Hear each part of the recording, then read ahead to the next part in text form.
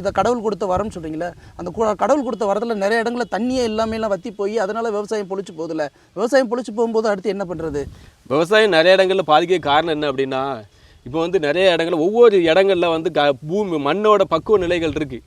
இது வந்து நஞ்ச வயல், இது வந்து வாழை வயல், இது வந்து பயிர் இடுற வயல், இது காய்கறி விளையிற இடம். இப்போ நல்ல பொதுவாக எடுத்துக்கிட்டிங்கன்னா ஒரே ஒரு கொஞ்சம் சொல்லணும்னா, தமிழ்நாட்டில் தென் மாவட்ட பகுதிகளில் அதிகமான விவசாயம் நடக்கிற இடம் எங்கெல்லாம் அப்படின்னா திருநெல்வேலி, கன்னியாகுமரி, தூத்துக்குடி, தென்காசி.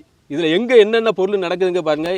மற்ற இடங்கள்லாம் காலி நிலமாக பருவம் இல்லாத ஒரு பூமியாக இருக்குது அப்படின்னா அங்கே பாறைகள் அதிகமாக இருக்கும். அங்கே இப்போ தண்ணி போக்குவரத்து இல்லாத காரணம் அந்த காலங்களில் நீர்த்தேக்கங்கள் அங்கே கொண்டு போகாமல் இருக்கிறதுனால அங்கே விவசாயம் பண்ண முடியாமல் அப்படியே இருப்பாங்க. கிணறு வெட்டினாலும் நீர் இருக்காது. இதெல்லாம் இறைவன் சொன்னது தான்.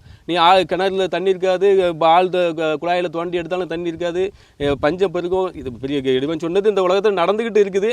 ஆனால் இதில் வந்து என்னென்னா இந்த தென் மாவட்டங்களில் பகுதியில் நடக்கிறது என்னென்னா, தென்காசியில் வந்து